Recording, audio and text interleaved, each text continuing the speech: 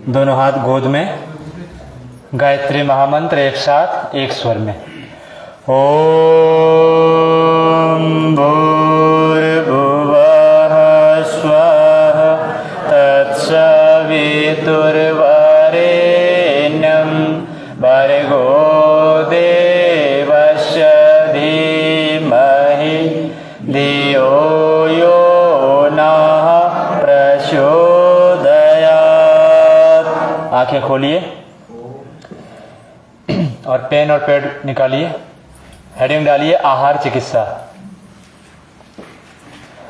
Heading डालेंगे आहार चिकित्सा।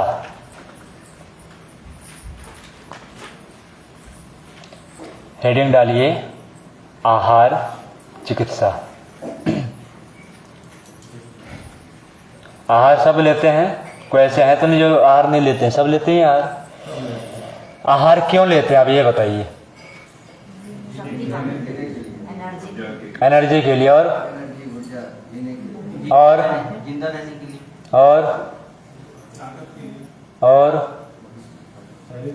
जो मुख्य कारण है वो बताइए। और बताइए मुख्य कारण बताइए, सोचिए बताइए आहार क्यों लेते हैं।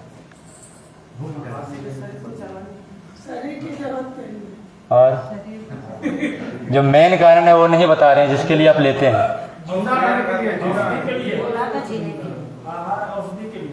ठीक है, वो तो मंत्र है। आगे और बताइए सोच के, जिसके लिए आप लेते हैं बता ही नहीं रहे। थोड़ा सोचिए आहार लेते क्यों हैं? रोड पर क्यों जाते हैं? स्वाद के लिए लेते हैं। आहार लेते हैं हम मुख्य रूप से स्वाद के लिए। लिखिए आहार क्यों लेते हैं, लिखिए स्वाद के लिए हम लेते हैं बस, और इसीलिए हम बीमार पड़ते हैं। लिखिए आहार क्यों लेते हैं, उत्तर में लिखिए स्वाद के लिए पहला। और स्वाद लेना भी चाहिए, है ना। 6 स्वाद बनाए गए हैं जिह्वा में, लेकिन चटोरेपन से बचना चाहिए। चटोरापन होना और स्वाद में अंतर है। आहार क्यों लेते हैं, पहला हो गया स्वाद के लिए, और दूसरा लिखिए ऊर्जा के लिए या शक्ति के लिए। इसी में आप सब जोड़ सकते हैं, जीने के लिए, ताकत के लिए, जीवन चलाने के लिए, जीने के लिए, सब वही है। ऊर्जा और शक्ति नहीं रहेगी तो हम कुछ कर ही नहीं पाएंगे। 2 मुख्य कारण है, एक स्वाद और दूसरा है ऊर्जा। लेकिन दुर्भाग्य यह है कि हम स्वाद पर ज्यादा आ जाते हैं, ऊर्जा को भूल जाते हैं, और वही स्वाद जब अधिक बढ़ जाती है तो हम चटोरेपन के शिकार हो जाते हैं। तो आहार लेने का 2 मुख्य कारण है, स्वाद और ऊर्जा। अब अगला लिखिए आहार के प्रकार। आहार के प्रकार। आहार के प्रकार में पहला लिखिए खाना। पहला लिखिए आहार के पहले जो प्रकार में है वह है खाना। अब खाना देकर के ऐसे डैश दीजिए, लकीर खींचिए, डैश। खाना, खाना हम लोग कहते हैं ना, ज्यादा तो हम लोग खाना ही यूज करते हैं। खाना खा लिए, खाना खाओगे, तो पहला लिखेंगे खाना। अब वही बताएंगे उसी को। खाना डैश देकर के लिखिए संस्कार विहीन। संस्कार विहीन, कॉमा देके लिखिए संस्कार विहीन या संस्कार रहित, कॉमा देकर के लिखिए। घर से बाहर के आहार।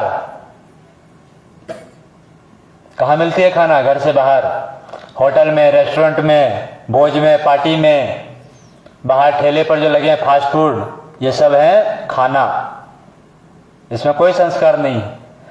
जो हम गोलगप्पे खा रहे हैं बाहर में, तो गोलगप्पे वाले क्या करते हैं गर्मी के दिनों में?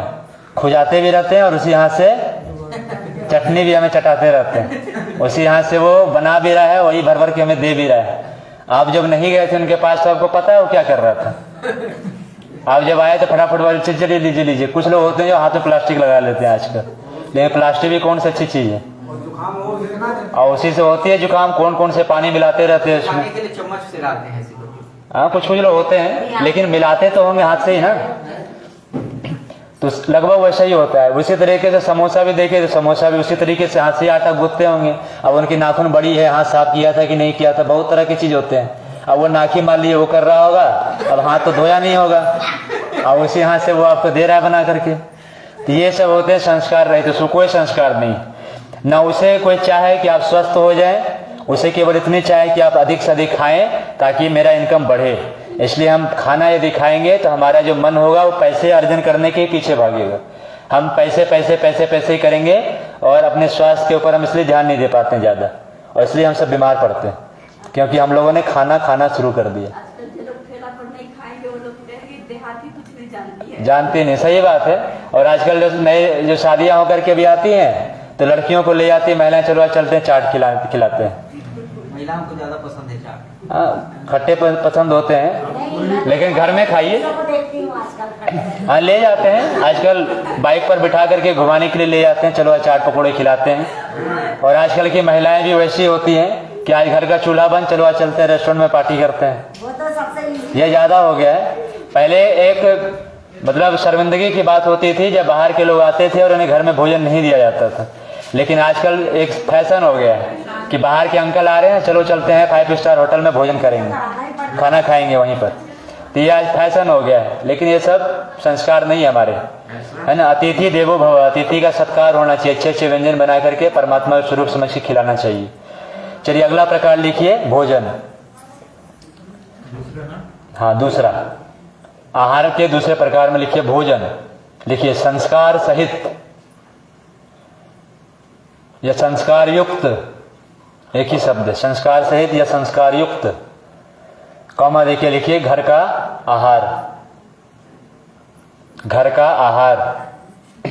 कॉमा देखिए, लिखिए माता, पत्नी, बेटी या बहू के द्वारा बनाया हुआ आहार। संस्कार युक्त घर का आहार, माता, बहन, बेटी या बहू के द्वारा बनाया हुआ आहार, यह है संस्कार युक्त। लेकिन आजकल हमने भोजन को भी बना दिया खाना। बहनें क्या करती हैं, घर में सास बहू की सीरियल चल रही है और एक आंख उधर है और खाना इधर चल रही है, कुछ से कुछ मन में भी बातें चल रही है अनाप शनाप। भोजन बनाते समय जो बना रहा है उसकी जैसे मनोवृत्ति होती है भोजन में वह प्रवेश कर जाती है, और जो जो उसे ग्रहण करेगा सबकी वैसी मनोवृत्ति होगी। इसलिए आज घर में सब लड़ाई झगड़े, पैसे मार, सब उसी में नकारात्मक चीज में लगे हुए हैं, क्योंकि जो बना रहे हैं उसके ही दिमाग शांत नहीं है, उथल पुथल मची हुई। पुराने समय में जो हमारे दादी नानी हुआ करती थी, क्या करती थी, वो गीत गाती थी, लोरी गाती थी, है ना, कुछ से कुछ अपने लोकगीत संगीत अपनी गुनगुनाती रहती थी वो, और अपने भोजन भी बनाती थी। कहा गया है कि भोजन जब किया जाए तो कोई देखे ना उन्हें, इसलिए पुराने समय के देखेंगे तो दुपट्टे से ढक करके भोजन कराया जाता था, आंचल से ढक लेती थी, और पंखे करते रहते थे और भोजन कराते थे लोग। लेकिन आजकल सिस्टम समाप्त हो गया। अब तो खुलेआम हम लोग सड़कों पर घूम घूम करके, जहाँ पर दिन में कुत्ते घुमा करते हैं, वहां पर रात में इंसान चप्पल जूते पहन करके हाथ में थाली लेकर के रोड पर घूम घूम करके खाते हैं। तो ये सब अन्न देवता का अनादर है, इसलिए हम बीमार पड़े हुए। गुरुजी ने लिखा है कि धरती माता सीना चीर करके अन्न हमें प्रदान करती है, उसका अपमान यदि करेंगे तो अगले जन्म में फिर धरती माता हमें तरसाती है उसी अन्न के लिए। इसलिए अन्न का कभी अनादर ना हो, जैसा बना है उसे भगवान का प्रसाद समझ के ग्रहण कीजिए। जूठन कभी मत छोड़िए, क्योंकि आप तो भोजन छोड़ रहे हैं, लेकिन सीरिया वाले और कई सारे जो गरीब देश हैं वहाँ बच्चे जो है मिट्टी खा करके अपने जीवन बिताने को मजबूर है, वहाँ अन्न नहीं मिल रहा है। और हम ऐसे हैं कि भारत भूमि में जन्म लिए, अन्न तो खूब प्रचुर मात्रा में, सरकार तो कई टन जो है अन्न सड़ा के फेंक देती है, और जो बच जाती है उसे मोदी जी बांट देते हैं फ्री के नाम पर। खैर जो भी है, लेकिन जितना भी आए उसे थाली में, गुरुजी ने मंत्र दिया, इतना ही लो थाली में, शेष न जाए नाली में। इतना ही लेना है आपको, जो कि नाली में हम न फेंक पाए, क्योंकि प्रसाद है, प्रसाद को हम कभी फेंकते हैं? प्रसाद जो आती है प्रणाम करके ग्रहण करते हैं, उसी तरीके से भोजन को प्रसाद बनाइए, भगवान का प्रसाद मान के कीजिए। इसलिए हमने कल भी कहा था कि आपको जितना लगे उतना लीजिए, फिर बार बार लीजिए। आपके लिए भोजन रखा है, आपके लिए अंकुरित अभी भी बचा हुआ है, आपने जो जो लिए थे दोपहर में सभी भी रखा हुआ है, तो आप ले सकते थे। इसलिए कम लेंगे तो ज्यादा बेहतर है ना। कम खाओ, गम खाओ, कम खाइए, जो जितना कम खाएंगे उतनी लंबी आयु जिएंगे। सूत्र बताएंगे परसों, हेल्थ कैप्सूल बताएंगे, उसमें सब सूत्र बताएंगे स्वस्थ रहने। तीसरा प्रकार लिखिए प्रसाद। तीसरा जो है पॉइंट लिखिए प्रसाद, आहार के तीसरे में प्रसाद। प्रसाद का पूरा होता है प्रभु का साक्षात दर्शन। प्रसाद, प्रभु का साक्षात दर्शन। प्रसाद को कोई फेंकते नहीं है, प्रसाद की अवहेलना नहीं की जाती, जो भी मिले उसे पा लेना चाहिए। अब मिलने का मतलब ये नहीं कि मंदिर में समोसे मिल रहे हैं और खाएं। दुर्भाग्य हो गया आजकल, जहाँ फल फूल मिलते थे मंदिरों में, आजकल वहाँ समोसे कचौड़ी या क्या क्या न जाने मिलने लगे आज प्रसाद के नाम पर। तो वो वहाँ नहीं लेना है सब चीज़। हलवे भी मिलते हैं तो वो भी खूब मिलते हैं, हालांकि गुरुद्वारे वाले हलवे अच्छे होते हैं, घी में खूब शुद्ध देसी घी के होते हैं, और खूब इतना देते भी नहीं है, वो इतना ही देते हैं कि हम खा के पचा लें। हाँ, कुछ ऐसे होते हैं कि आप मांगिए तो बड़े अच्छे से देते भी हैं। तो सेवा भाव है ना। गुरु की सेवा कैसे की जाती है यदि सीखना हो तो गुरु गोविंद सिंह जी के जितने सिख हैं ना, उनसे सीखिए कैसे गुरु सेवा होती है। तो उनके सेवा भाव है तो अच्छा काम करते हैं सब। तो प्रसाद जो है प्रभु का साक्षात दर्शन है, जितना मिले उतना लें, और सर्वोत्तम जो आहार का स्वरूप है वह प्रसाद। प्रसाद जो भी पाएंगे कभी बीमार नहीं पड़ेंगे, वो है ना। प्रसाद में जहर को भी अमृत बनाने की ताकत है प्रसाद में। प्रसाद जब हम लोग रुद्राभिषेक करते हैं सावन मास में या शिवरात्रि में, तो जो जो विरुद्ध पदार्थ हैं सबको वहाँ यूज करते हैं हम लोग। दूध भी यूज कर रहे हैं, दही भी यूज कर रहे हैं, घी भी यूज कर रहे हैं, शहद भी यूज करते हैं। जबकि दूध और दही को कभी हम साथ नहीं ले सकते, शहद घी को साथ में नहीं ले सकते, दोनों जहर बनाता है। लेकिन जब रुद्राभिषेक करते हैं तो उसकी मात्रा के अनुसार से मिलाते हैं उस चीज को, तो महाऔषधि बन जाती है। आपके वात पित्त और कफ को सम करने की क्षमता होती है, रुद्राभिषेक से प्रसाद बाहर आती है, उसको ग्रहण कीजिए, आपके वात पित्त कफ तीनों सम हो जाएंगे। तो प्रसाद में ताकत है कि जहर को भी काटता है वो, है ना। विषमम परम औषधि कहा गया, विष जो है विष को काटता है, औषधि का निर्माण करता है। तो दूध दही ऐसे लेंगे तो हार्मफुल करेगी, पॉइजन बनाएगी बॉडी में। शहद और घी की मात्रा यदि सही तरीके से न लें तो व्यक्ति मर सकता है। लेकिन रुद्राभिषेक में इसकी मात्रा को ध्यान में रखते हुए जब यूज करते हैं, और शिवलिंग जो है वो ब्रह्मांड की ऊर्जा को खींचने की सबसे अधिक क्षमता है कहीं तो दो चीजों में है धरती पर। एक गौ माता में है, गौ माता देसी गौ माता देखते हैं, उसके पीठ जो है उठी हुई होती है, वह सूर्य नाड़ी होती है जो भगवान सूर्य की धातुओं को खींचता है। इसलिए देसी गाय के दूध को केवल मान्यता दिया गया है, बाकी जो जर्सी है वो सुअर के हाइब्रिड से बनाया गया है, तो कोई मतलब का नहीं, बेकार है वो। जितने डायबिटीज पेशेंट है वो सब इसीलिए हैं कि वो जर्सी गाय के दूध पीते हैं और पैकेट बंद वाले दूध पीते हैं। WHO ने कहा है कि 2024 तक भारत में 85% लोग ऐसे होंगे जो कैंसर से पीड़ित होंगे। उसका एक कारण, दो ही कारण होगा, एक तो प्लास्टिक वाले बोतल के पानी पीने से, और दूसरा प्लास्टिक बंद जो दूध है उसको पीने से। इसलिए ना मिले तो मत पीजिए, नारियल के दूध पीजिए, और ये मूंगफली के दाने को फुला लीजिए, उसको मिक्सी में पीस करके थोड़ा पानी मिलाइए, उसको पीजिए। नारियल को ग्राइंड कर दीजिए, उसके दूध पीजिए, सबसे अच्छा पौष्टिक है, उस दूध को बंद कीजिए, है ना। अच्छे तो लगते हैं, जो चीज़ जितनी अच्छी लगती है उतनी बुरी होती है।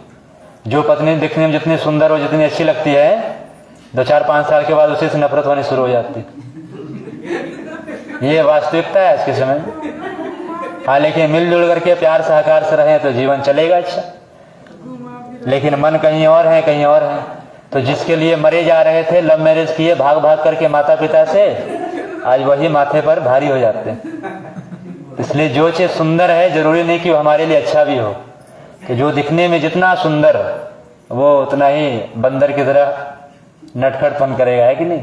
अंग्रेज सब देखने में कितने सुंदर सुंदर गोरे गोरे लंबे लंबे सब थे सब, लेकिन भारत के लिए तबाह कर दिया ना भारत को। इसलिए जो जितना अच्छा लगे जरूरी नहीं कि वो सब अच्छा ही हो। भगवान कृष्ण जो थे सांवले थे, भगवान राम सांवले थे, अपने यहाँ गोरे की परंपरा नहीं है। हमारे यहाँ ऐसी जलवायु है कि सांवले रंग के अपने ज्यादा होते, इसलिए कृष्ण भगवान सांवले थे, राधा जी गोरी थे, राम जी सांवले हैं, सीता जी गोरी है ना, इसलिए किशोरी गोरी कहा जाता है उनको। खैर जो भी है, तो जो अच्छा लगे जरूरी नहीं कि वो अच्छा ही हो, इसका ध्यान रखिए। जो भी भोजन देखने में खूब अच्छा लग रहा हो उससे बचिए, हो सकता है कि हमारे लिए हानिकारक हो। आजकल मिठाई पर भी वो प्लास्टिक चिपकाते हैं और वो कहा जाता है कि चर्बी से बनाई जाती है, गाय की चर्बी या बछड़े की चर्बी से लगा करके। देखने में कितना अच्छा लगता है, देखने में जब वो शीशे में पैक करके लगाते हैं, अब बोलते हैं ये निकाल दो, राजभोग निकाल दो, ये कौन तो ये सब थोड़ा ध्यान रखें। कई सारे ऐसे हैं, अलग अलग मिठाई में अलग अलग प्रकार की यूज होते हैं, लेकिन वो हमारे शरीर के लिए हानिकारक है, उसका इस्तेमाल ना करें। यदि कभी आ भी जाए तो उसे उखाड़ करके हटा दें, उसके बाद उसका यूज करें। ऐसे कोशिश करें जैसे मिठाई कम ही यूज करें, क्योंकि मिठाई जो होती है सिंथेटिक होती है, सब नेचुरल मिठाई यूज नहीं होती है। नेचुरल मीठा खाने का मन हो तो गुड़ खाइए ना, खांड खाइए, भूरा खाइए जो हम दे रहे हैं यहाँ पर। चीनी से बचिए, चीनी से सारे मिठाइयों में चीनी का यूज होता है, और चीनी जो है हमारे हड्डियों को गलाता है। ये एक बात पूछूं, वो खांड बनता किस चीज से? गुड़ का ही अलग अलग स्वरूप है। गुड़ जो है उन्हीं के अलग अलग स्वरूप, जैसे चावल है ना, जैसी तरीके से बनता है। उनके अलग स्वरूप है, हम लोग नहीं बना पाएंगे उसको, और उसके लिए तो पुराने जो बनाते हैं उनसे थोड़ा पूछना पड़ेगा। जैसे चूड़ा है, पोहा जो बनाते हैं वो भी तो चावल से बनता है, सूजी है वो भी तो गेहूं से निकालते हैं। तो अलग अलग एक ही चीज है, अलग अलग स्वरूप है उसके। इसी तरीके से गुड़ के ही अलग अलग स्वरूप हैं, खांड बनाना, भूरा बनाना, अलग अलग स्वरूप है ना। जैसे बनती कहाँ से, इसका मूल स्रोत जो है गन्ना है, गन्ने से चीनी बनाते हैं, गन्ने से गुड़ बनाते हैं, उसके ये सब भेद अलग अलग। गन्ने को समाप्त कर दीजिए तो मीठा बनेगा ही नहीं, आपके पास ऑप्शन नहीं है। तो फिर हम सिंथेटिक बनाएंगे, तो सिंथेटिक ही सारी मिठाइयाँ मार्केट में, और खाने में तो बड़े अच्छे लगते हैं। तो फिर बात वही है, जो देखने में सुंदर हो जरूरी नहीं कि अच्छा भी हो, है ना। मिश्री का स्वरूप अलग है, मिश्री और मिश्री का आप यूज कर सकते हैं। मिश्री आप देखेंगे तो ढेले के आकार में आते हैं वो, है ना। ढेले वाले जो मिश्री आती है, कटिंग वाली नहीं, मिश्री ढेले वाले लाइए और उसको बुक करके पाउडर बना के रख दीजिए। एक बीच में बड़ा अच्छा रक्षाबंधन के समय में एक स्टेटस पर खूब वायरल हो रही थी, भाई बहन का उसमें प्यार दिखा रहे थे। वो भाई जो है वो अपने बहन के ससुराल में जाता है, पता नहीं हो सकता आप लोग देखे हों, तो भाई बहन के ससुराल वो जाता है, तो बहन जो खीर बना कर खिलाती है उसके लिए। तो खीर वो खाता है लड़का, देखे ना, तो लड़का जब खीर खाता है तो उसमें वो नमक रहती है उसमें, तो बहन बोलती है कि मुझे भी चखाओ थोड़ा। बोला नहीं, इतना स्वादिष्ट है मैं तुम्हें नहीं दूंगा खाने के लिए। तो लास्ट में सारा खीर खा लेता है वो, मालूम है ना। फिर बाद में ये जाती है वो नमक लेने के लिए, तो नमक तो सारी डाल चुकी होती है, तो जो रहती है नौकरानी उसके घर में, वो बोलती है कि नमक तो है ही नहीं। तो बोले यही तो है नमक, बोले नमक तो है, चीनी है। तो उसने क्या किया, तो वही मिश्री को उसने पाउडर बना करके रख दिया, उन्हें पता ही नहीं चला कि ये मीठा कौन है और नमक कौन है। तो इसी तरीके से आप मिश्री लेकर के आइए, लेकिन इसमें आप चिपका दीजिए कि ये मिश्री है और ये नमक है, नहीं तो मालूम चलेगा इसी के चक्कर में आधा झगड़े तो घर में इसलिए हो रहे हैं कि सब्जी में नमक कम है तो खीर में जो है मीठे कम हो गए। तो इन सब चीज का ध्यान रखिए। और एक हमारा वर्ग ऐसा भी है कि जो कि तलाक इसी नाम पर वहां होते हैं, है ना, समझिएगा कौन है, 3 तलाक। तो तीसरा स्वरूप जो है वो प्रसाद का है, सर्वोत्तम स्वरूप है, संस्कार युक्त है, प्रभु का आशीर्वाद इसमें प्राप्त होता है, और यदि रोग शोक बीमारी हो तो उसमें भी ये औषधि का काम करता है ना। इसलिए प्रसाद ग्रहण करना शुरू करें।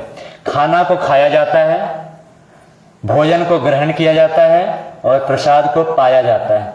इसलिए जब भी हम जाते हैं मंदिर तो पूछते हैं लोग प्रसाद पा लिए, तो सौभाग्यशाली होते जिन्हें प्रसाद मिलते हैं, है ना।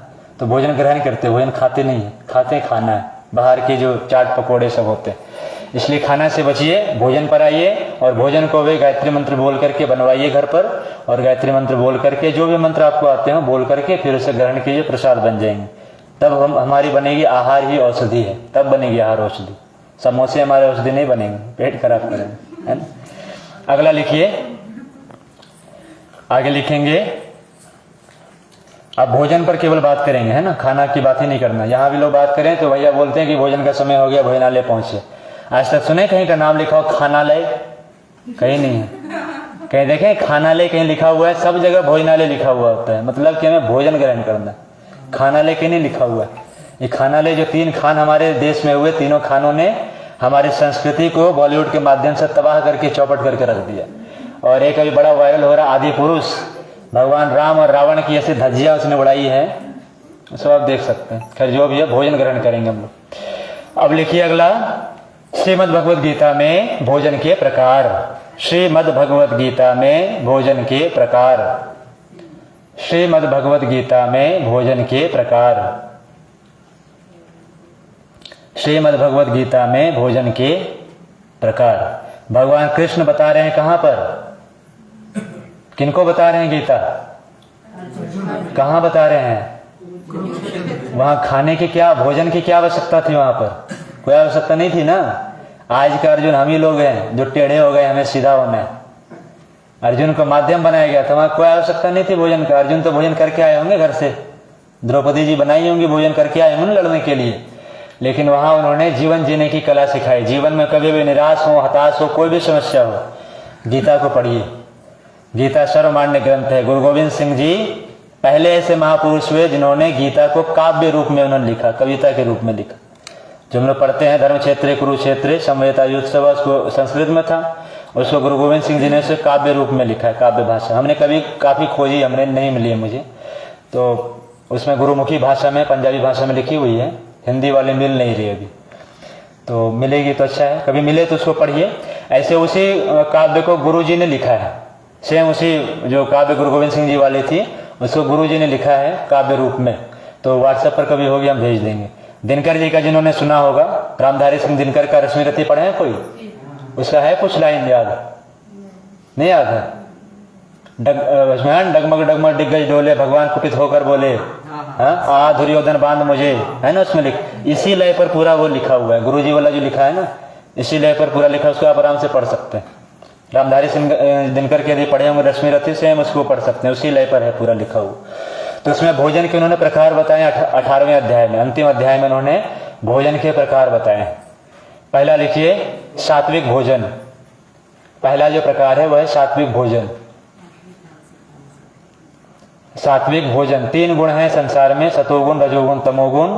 पहला है ब्रह्मा, दूसरा विष्णु, तीसरा शिव शंकर भगवान। जो देवी उपासक है उसके लिए है सरस्वती, लक्ष्मी और काली या दुर्गा।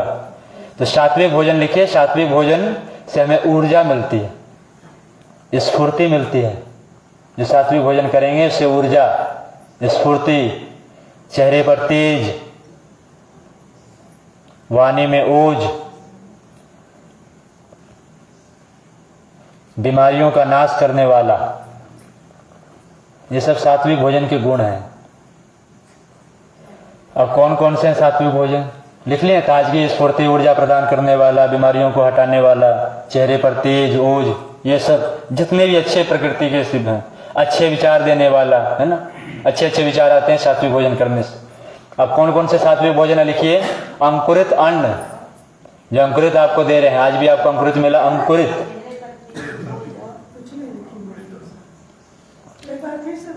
लिखें, रिपीट कर रहे हैं, वो लिख लिए। ऊर्जा, ऊर्जा प्रदान करने वाला, सात्विक का ही उसी में लिखिए। ऊर्जा, ऊर्जा देने वाला, जो जिनके छूट गए लिख लें। ऐसे इसमें लाइव चल रही है, उसको भी सुन करके भी लिख सकते हैं बाद में, या पहले की वीडियो पड़ी है। ऊर्जा देने वाला, स्फूर्ति प्रदान करने वाला, तारोताजगी बनी रहेगी, आलस्य नहीं रहेगी बॉडी में, बिल्कुल फुर्ती में रहेंगे। जैसे अभी बोले उठ करके पानी लेकर के आइए, तुरंत दौड़ करके अब जाएंगे। लिखें, चेहरे पर तेज, तेज रहेगी चेहरे पर, झुर्रेपन नहीं रहेगी, उदासी, चेहरा लटका हुआ नहीं रहेगा। जो भी आप लिखवा रहे हैं वो बुक के रूप में या आपके पास जो है वो? बुक के रूप में नहीं है, तो हमने जो पढ़ा है गुरुजी को वो दिमाग में आते रहते हैं, बताते रहते हैं। आप ऐसा लिखा हुआ नहीं, जैसे जो आपके पास लिखा हुआ वो व्हाट्सएप ग्रुप में मिल सकता है, मान लो कोई नहीं लिखा नहीं है मेरे पास, आप इसको सुन करके लिख सकते हैं। ये डाल देंगे, लिंक डाल देंगे। या अभी वो काम हम भी कर रहे हैं कि एक बुक तैयार करने की, वो हम लोग आपस में टीम में ही बात किए थे, जो हम लोग चिकित्साएं देती हैं उसकी एक बुकलेट तैयार करें, तो फिर मिल जाएगी। अब तो एक ही बात नहीं होती ना, अलग अलग वीडियो में अलग अलग तरह के भाव आते हैं, अलग अलग तरीके से उनको बताते हैं, सेम रटा रटाया चीज नहीं है। तो जैसा पढ़ा हुआ है गुरुजी को उस हिसाब से हम लोग बताते हैं। जैसे गुरु गोविंद सिंह जी के 3-4 बार हम नाम ले चुके हैं, ये पिछले वीडियो में नहीं लिए इतनी बार। तो जब जब जैसे जैसे भाव विचार बनते हैं वैसे हम आप लोग को समझाते बताते हैं। और हर बार एक जैसे श्रोता भी नहीं होते, कभी आप में से कभी डॉक्टर बैठ जाते हैं, उनको उस हिसाब से बतानी पड़ती, कुछ SDM DM भी आ जाते हैं, उनको उस हिसाब से बतानी पड़ती, और कभी गांव के बिल्कुल पिछड़े वर्ग के लोग आते हैं, उनको वैसे बतानी होती, इसलिए एक जैसा नहीं बता सकते सबको। तो सात्विक भोजन में जो है ऊर्जा देने वाला, स्फूर्ति प्रदान करने वाला, रोगों का नाश करने वाला, हाँ अच्छे विचार देने वाला, है ना। क्योंकि फॉर्मूला है जैसा खाए अन्न वैसा बने मन। हमारा अन्न जैसा होगा हमारा मन वैसा ही बनेगा। अन्न के स्थूल भाग से यह शरीर का निर्माण होता है और सूक्ष्म भाग से मन का निर्माण होता है। इसको लिखेंगे अभी, पहले इसको लिखिए। सात्विक भोजन में अंकुरित अन्न, अंकुरित अन्न। दूसरा लिखिए मौसमी फलों एवं सब्जियों के रस, मौसमी सीजनल फल जितने भी हैं और सब्जी, मौसमी फलों एवं सब्जियों के रस या सूप, जो आप शाम में ले रहे हैं, मौसमी फलों या सब्जियों के रस या सूप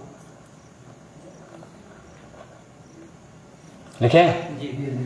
ताजे भोजन में अब जैसे चावल दाल सब्जी लेते हैं, ताजे होने चाहिए, बासी नहीं होने चाहिए। 2 घंटे के अंदर के जो भोजन है उसे ग्रहण कर लीजिए। जब तक उसमें गर्मी है बनी हुई तब तक भोजन पालें, ग्रहण कीजिए। उसके बाद वो बासी होने शुरू होते हैं, मतलब उसमें छोटे छोटे माइक्रो ऑर्गेनिज्म पनपने शुरू हो जाते हैं, वो हमारे अब काम का नहीं रहा। इसलिए उतना ही बनाए जितना हम ग्रहण कर पाएं। तो बार बार बना लीजिए, है ना। कितनी देर लगेगी? आधे 1 घंटे 1 घंटे लगते हैं। 1 घंटे तक तो पानी पिला के बैठाइए इसको। इसलिए बासी भोजन ना लें। और बासी कब लें उसको बताएंगे। बासी कौन कौन लेते हैं इसके भी फायदा है कहीं कहीं। लेकिन बासी जो है 99% बासी ना लें, 1% में बासी है, वो बताएंगे। उसके कुछ पर्व त्योहार है बासी वाले भोजन की, लिख लिए। मौसमी फलों सब्जियों के रस या जूस, और ताजे जो हम भोजन लेते हैं 2 घंटे के अंदर वाले, चावल दाल सब्जी जो भी बनाते हैं हम लोग, खीर है पूड़ी है पकवान जो भी बनाते हैं 2 घंटे के अंदर वाले। ठीक। अगला लिखिए राजसिक भोजन। दूसरा राजसिक भोजन है, भगवान कृष्ण बता रहे हैं गीता में, बस जो बताएं वही लिखवा रहे हैं आपको।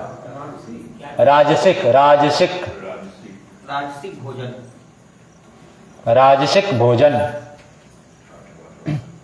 देखिए, शरीर में बल की वृद्धि करने वाला, बल को बढ़ाने वाला। अच्छा, वो सात्विक वाले में लिखिए ग्रहण उसको करते कौन कौन है, लिखिए साधक स्तर के लोग। सात्विक वाले में साधक स्तर के लोग, साधक जो साधक होते हैं, महात्मा होते हैं, योगी होते हैं, तपस्वी होते हैं, आध्यात्मिक पुरुष होते हैं, वो सब सात्विक भोजन लेते हैं। इसलिए आप लोगों को बार बार कहा जाता है कि प्राकृतिक चिकित्सा में आए हुए सभी साधक भाई बहन ध्यान दें। ये बार बार कहते हैं ना मुनेश भैया कि साधक भाई बहन ध्यान दें। ये नहीं कहते हैं कि रोगी सभी ध्यान दें, बीमारी ध्यान दें, नहीं बोलते हैं कभी। ये वो एलोपैथी वाले बोलते हैं कि पेशेंट का रूम है पे। हम लोग पेशेंट का यूज ही नहीं करते नेगेटिव वर्ड का। आपको स्वस्थ बना करके भेजना, जो चाहिए उसका यूज कीजिए शब्दों का। पुत्र चाहिए तो कहिए हमें पुत्र की प्राप्ति हो। ये मत कहिए कि इतनी बेटी हो गई, बेटी हो गई, बेटी हो गई, तो बेटी भगवान देगी। ये कहिए ना परमात्मा से इस बार हमें पुत्र होगा, पुत्र तब पुत्र प्राप्ति होगी। हम कहते हैं बीमार है बीमार है बीमार, तो बने रहो बीमार, क्योंकि हम जैसा सोचेंगे करेंगे वैसा ही बनेंगे। तो साधक योगी महात्मा तपस्वी स्तर के जो लोग होते हैं वो सभी सात्विक भोजन ग्रहण करते हैं। दूसरा जो राजसिक लिख रहे थे उसमें लिखिए बल प्रदान करने वाला, बल प्रदान करने वाला, धातु को बढ़ाने वाला, धातु वीर्य और रज को बढ़ाने वाला, धातु को बढ़ाने वाला। इसमें लिखिए हल्के तेल मसाले युक्त भोजन। इसी में राजसिक भोजन में हल्के तीखा नहीं कि पानी भी पीते जा रहे हैं और ठूसे भी जा रहे हैं, आवाज भी किए जा रहे हैं, पानी ले लेके, वैसा नहीं। हल्के तेज मसाले युक्त भोजन, हल्के तेल मसाले युक्त भोजन। मसाले जो है हमारी औषधि है। हम मसालों को जला जला करके उसके जो गुण होते हैं उसे नष्ट कर देते हैं, इसलिए हमें वो लाभ नहीं मिल पाता है जो उनके गुण लिखे हुए हैं आयुर्वेद में। प्याज और लहसुन भी औषधि है, लेकिन हम उन्हें इतना भून देते हैं आग में कि उसकी सारी पौष्टिकता मर जाती और हमें वो सब नहीं मिल पाता। लिख लिए। बल प्रदान करने वाला है, धातु को बढ़ाने वाला है। धातु मतलब लोहा सोना चांदी नहीं, वीर्य और रज को बढ़ाने वाला है। पुरुष में वीर्य और महिलाओं में रज को बढ़ाने वाला है राजसिक भोजन। हल्के तेल मसाले युक्त जो भोजन है वो सब है राजसिक भोजन। कौन कौन लेते हैं? जो क्षत्रिय काम करते हैं, मतलब जो रक्षा का काम देखते हैं, है ना, ये परिश्रमी व्यक्ति हैं, किसान स्तर के लोग हैं, वो सब कर, जो मेहनती हैं, जो अधिक परिश्रम करते हैं, पुरुषार्थ करते हैं, उनके लिए है राजसिक भोजन। और जो घर से निकलेंगे, घर से बस एसी से निकलेंगे, कार खोलेंगे, कार में एसी है, फिर ऑफिस में जाएंगे वहां भी एसी है, उनके लिए नहीं है राजसिक भोजन। उनके लिए ये लेंगे तो उनके पेट बाहर रहेंगे। मध्य प्रदेश उनका बड़ा रहेगा, तो मध्य प्रदेश इनको नहीं बड़ा करना है तो छत्तीसगढ़ बन के रहिए। प्याज और लहसुन इसी में राजसिक वाले में, लेकिन हल्के होने चाहिए, तले भुने ना, हल्के डालें और तुरंत। जैसे हम लोग पालक के साग बनाते हैं उसमें लहसुन का प्रयोग करते हैं, लेकिन जब तक लहसुन जल ना जाए तब तक हम उसको नहीं डालते पालक। ये गंदी चीज है। तुरंत लहसुन डालिए और तुरंत ऊपर से पालक डालिए ताकि लहसुन को हम कच्चा खा पाए, है ना। ये तरीके बताएंगे अभी कैसे हम इसको बनाए भोजन को सही तरीके से। अभी लिख लीजिए, अगला लिखिए तामसिक भोजन। अगला लिखेंगे तामसिक भोजन। अगला लिखेंगे तामसिक भोजन। तामसिक भोजन प्याज लहसुन। हाँ, प्याज लहसुन उसमें अत्यधिक वो लिख पा रहे हैं अभी, केवल प्याज लहसुन नहीं है, उसमें लिखवाएंगे प्याज लहसुन किस प्रकार के हैं। लिखिए उसमें आलस्य प्रमाद को बढ़ाने वाला, आलस्य प्रमाद को बढ़ाने वाला तामसिक भोजन, आलस्य प्रमाद को बढ़ाने वाला, रोग उत्पन्न करने वाला, रोगों को उत्पन्न करने वाला तामसिक भोजन है सब। आलस्य प्रमाद को बढ़ाने वाला, रोगों को उत्पन्न करने वाला, यह है तामसिक भोजन। अब कौन कौन से तामसिक भोजन? पहला लिखिए फास्ट फूड, पहला लिखिए फास्ट फूड। रोड पर जो जितने लगे हुए ठेले हैं वो सब है तामसिक भोजन। अगला लिखिए पार्टी में, रेस्टोरेंट में खाने वाले खाना, खाने वाले खाने, ये सब तामसिक हैं। सब में सिंथेटिक केमिकल्स का यूज किया जाता है, सिंथेटिक फ्लेवर्स डाले जाते हैं इसमें। इसमें एक भी नेचुरल चीज नहीं होते, नेचुरलिटी को ये समाप्त कर देते हैं। लाते तो सब नेचर से ही हैं, पालक नेचर से ही लाएंगे, लैब में तो नहीं उगाएंगे, लेकिन उस पालक के गुण को वो समाप्त कर देते हैं। इसलिए पार्टी रेस्टोरेंट से बचिए, पैसे भी अधिक लेते हैं। घर में बना के खाइए ना, कितना अच्छा अच्छा भोजन, जैसा हम चाहें वैसा बना के खा सकते हैं। पनीर में कितनी अच्छी पौष्टिकता है, लेकिन हम पनीर का सत्यानाश कर देते हैं होटलों में जाकर के। घर में खाइए, कितना अच्छा हम खा सकते हैं, बढ़िया है। हाँ, अगला इसमें लिखिए, अभी लिखा ही रहे ना, बासी भोजन, बासी भोजन। और बासी का मतलब है 2 घंटे से ज्यादा समय वाले, 2 घंटे से अधिक समय वाले। भोजन में और क्या क्या हो सकता है? ये तो फास्ट फूड लिख लिए। सिंथेटिक, हाँ, सिंथेटिक फ्लेवर जितने मिले हैं सारे भोजन। ये खाना जितना है, भोजन तो है ही नहीं, सब खाना है। और ये बासी भोजन हो गए, बस उसी में सारे आ गए ना आपके जितने फास्ट फूड है, समोसे हैं, चाट है, पिज्जा, बर्गर, मोमोज, सब है। उसमें अब अलग से लिखना हो तो लिख लीजिए, उसमें याद ना हो, है ना। ये सबको नहीं लेना है, इसमें सब तामसिक भोजन। और सब आलस्य प्रमाद को बढ़ाने वाला, रोगों को उत्पन्न करने वाला है ये। हाँ, ये जितने पैकेट बंद, ये भी लिखिए, सही बताया आप, जितने पैकेट बंद आते हैं सब है तामसिक। ये सारे नूडल्स, मैगीज, ये जो शाहरुख लोग जो प्रचार करते हैं, सब कौन कौन सा वो करते हैं, लेज और कुरकुरे जितने सब, ये सब में केमिकल डाल करके इनके ये बदबू ना आए, महके ना, इसलिए इसको रखा जाता है, प्रिजर्व किया जाता है, प्रिजर्वेटिव इसमें डाला जाता है। ये सारे डब्बे बंद जितने चीजें सब है तामसिक, कुछ इसमें रखा हुआ नहीं है। और इस समय सुअर की जो आप उसमें देखेंगे रेड कलर का बना रहता है, उसमें इसके बिना बन ही नहीं सकता है वो। सुनने में खराब लगे लेकिन है इसमें वास्तविकता में। और हम लोग जाने अनजाने में हम लोग मांसाहारी हैं। हम लोग कहते तो हम शाकाहारी हैं, लेकिन जाने अनजाने में हम मांसाहारी हैं, क्योंकि किसी न किसी रूप में हम मांसाहार कर ही लेते हैं, है ना। इसलिए ना करें, और कुछ ना करें तो जो कॉलगेट से मुंह धोते हैं सब मांसाहारी है, क्योंकि कॉलगेट जो है हड्डियों को चूर चूर कर उसमें डाला जाता है, और हड्डियों से हम हड्डियों को घसते रहते हैं सुबह उठ करके। इसलिए दातुन रगड़िए, बबूल के या नीम के दातुन से रगड़िए, और नहीं तो फिर बाबा का सही आता, बाबा में हड्डी नहीं होता है, बाबा वाला जो है पतंजलि वाला, उसमें कीजिए। और अच्छा घर में बनाना हो तो अपने यहाँ कामधेनु मंजन आती है, उससे कीजिए, या चूल्हे के राख ले लीजिए, उससे कीजिए। कुछ ना समझ में आए तो ये जो दीपक जो जलाते हैं ना, ये जैसे लेना हमें बता देंगे, एक भैया है उनके पास है ढेर सारा, 150 का एक किट आता है। इसको हम जला लेंगे, कंडे को जल जाएगी, राख बचेगी, काले हो जाएंगे। इस काले में थोड़ा सा क्या कीजिए, कपूर को पाउडर बना करके इसमें मिला लीजिए, और थोड़ा सा अजवाइन को पीस करके इसके साथ मिला लीजिए, और थोड़ा फिटकरी को पाउडर बना के इसमें मिला करके और अच्छे से मिला के डब्बे में रख लीजिए। सभी को बराबर बराबर मात्रा मिलाइए, आपके बन जाएंगे मंजन। आराम से पेस्ट कीजिए। इसमें यदि आलस आए तो सेंधा नमक लीजिए 1 चम्मच या आधा चम्मच, और उसमें थोड़ा सा सरसों तेल ओरिजिनल डाल लीजिए, मिला करके, और दांतों की सफाई कीजिए। दांत चमक जाएंगे आपके, और मसूड़ों में कभी कोई समस्या नहीं होगी।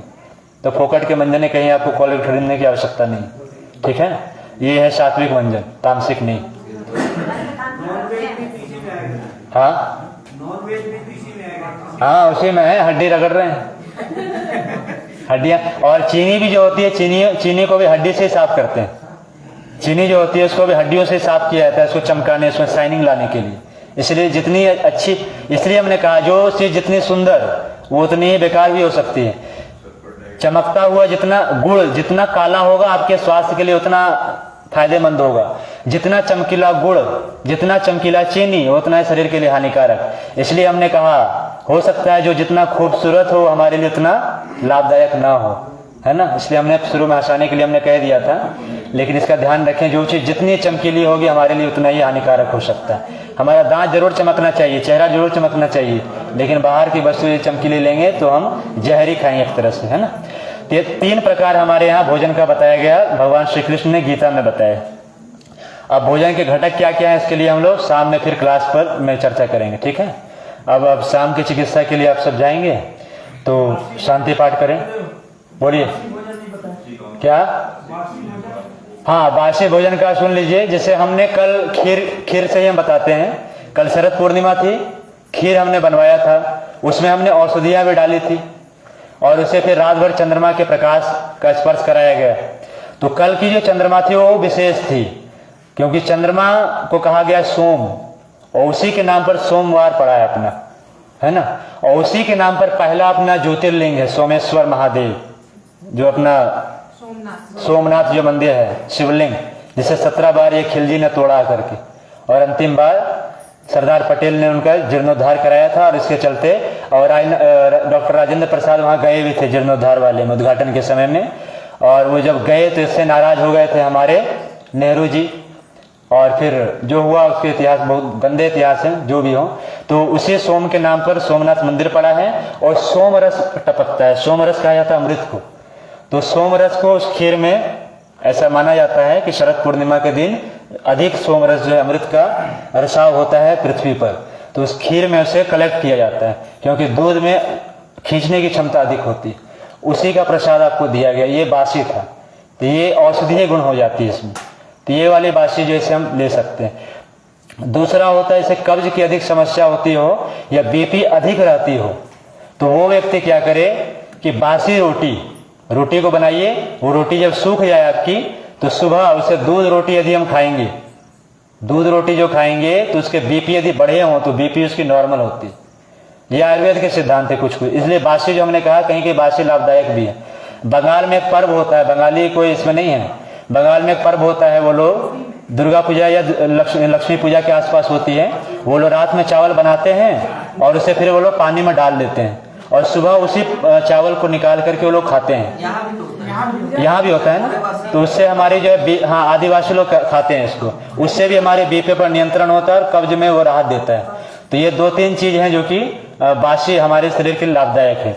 लेकिन अब अन्य बाकी सब चीज नहीं, क्या बना करके रख दिए और फ्रिज में एसी में फ्रिज में डाल के खा रहे हैं, वो नहीं। ये 2-3 चीज केवल हम ले सकते हैं बासी, 3 चीज केवल, ठीक है। चलिए शांति पाठ करें।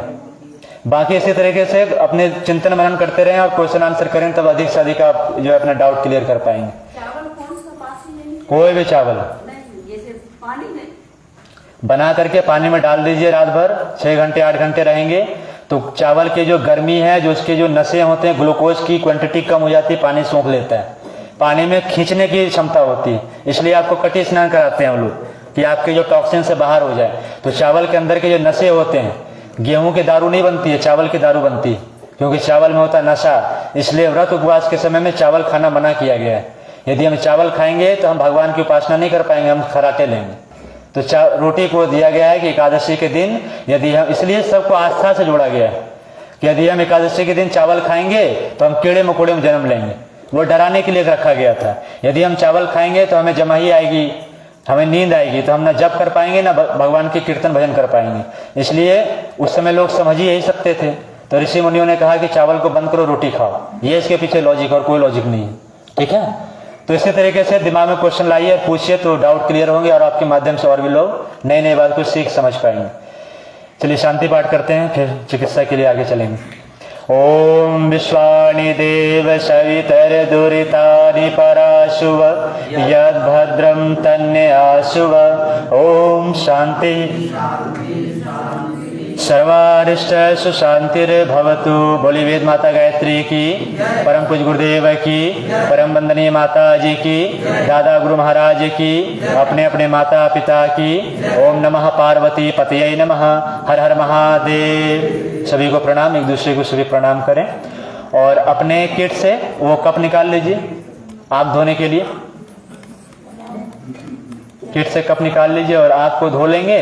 और भाइयों की आज होगी किटी स्नान, तो भाई पहुंचेंगे वहीं रूम के जहां आप लोग रहते हैं उस साइड, और आप लोगों की होगी लोकल स्टीम। तो जहां जहां बॉडी में दर्द है वहां वहां बता करके सिकाई कराएंगे भाप से, ठीक है, जहां जहां आपको दर्द हो, क्योंकि उनको तो पता नहीं है सब कुछ। तो आप बता देंगे कि कमर में दर्द है, बाह में दर्द है, पैर में कहाँ कहाँ दर्द है, तो आप सिकाई करा लें। जिनके पेट अधिक बड़े हों तो पेट की भी सिकाई करा लेंगे और फिर ठंडे पट्टी से उसको पोंछ लेंगे, ठीक है। और पैर स्नान भी होगी। जिन्हें अनिद्रा की शिकायत हो, रात में नींद नहीं आती हो, पैर में जलन हो, वो लोग पैर स्नान करेंगे, ठीक है, पूछ पूछ कर करेंगे। दीदी रहेंगी वहां पर, तो आराम से बढ़िया से चिकित्सा लीजिए आप सब और पट्टी बंधवा लेंगे। और इधर भाई सब भी, आप सब भी कटी स्नान लें, और कटी स्नान के बाद फिर अच्छे से टॉवल से रब कर लेंगे पूरे कमर को, और फिर पट्टी बंधा करके फिर शाम की चिकित्सा पहुंचेंगे, शाम के ध्यान। अभी नेत्र प्रक्षालन करा लें।